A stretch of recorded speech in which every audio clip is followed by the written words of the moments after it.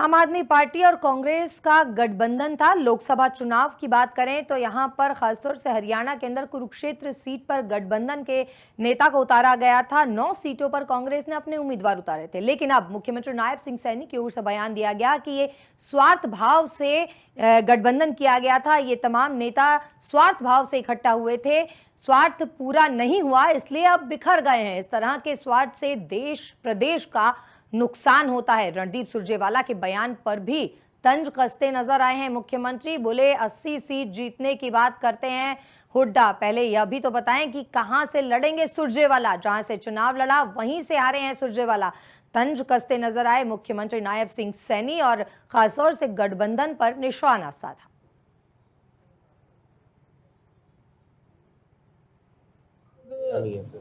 वो लोग, उनका कोई हेतु देश के लोगों की सेवा करना नहीं था। उनका हेतु कोई प्रदेश के लोगों की सेवा करना नहीं था। वो तो अपने स्वार्थ भाव से इकट्ठे हुए थे और उनका स्वार्थ पूरा नहीं हुआ तो वो बर्तन खिंड गए। अगर उनका स्वार्थ पूरा भी होता तब भी वो इकट्ठे नहीं रह पाते। तब भी वो एक दूसरे की लड़ाई ये थी कि सबसे पहले मैं आगे जाऊं, सबसे पहले मैं आगे जाऊं। इस प्रकार की लड़ाई होती है और उसके अंदर लोगों का भी नुकसान और प्रदेश और देश का भी नुकसान होता है।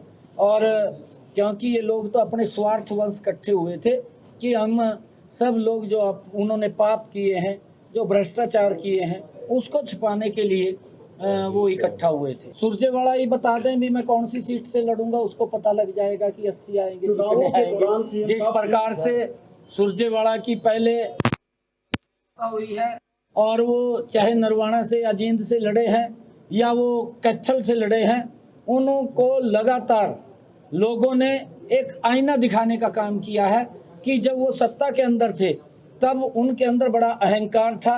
उनको उस अहंकार के कारण नीचे गरीब व्यक्ति दिखाई नहीं देता था।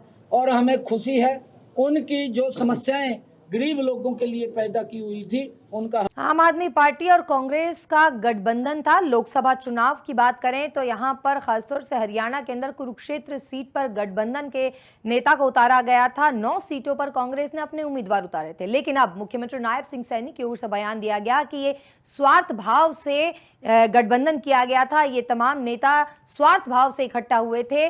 स्वार्थ पूरा नहीं हुआ, इसलिए अब बिखर गए हैं। इस तरह के स्वार्थ से देश प्रदेश का नुकसान होता है। रणदीप सुरजेवाला के बयान पर भी तंज कसते नजर आए हैं मुख्यमंत्री। बोले 80 सीट जीतने की बात करते हैं हुड्डा। पहले यह भी तो बताएं कि कहां से लड़ेंगे सुरजेवाला। जहां से चुनाव लड़ा वहीं से हारे हैं सुरजेवाला। तंज कसते नजर आए मुख्यमंत्री नायब सिंह सैनी और खासतौर से गठबंधन पर निशाना साधा।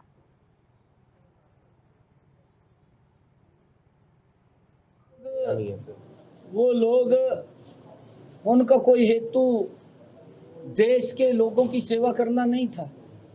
उनका हेतु कोई प्रदेश के लोगों की सेवा करना नहीं था।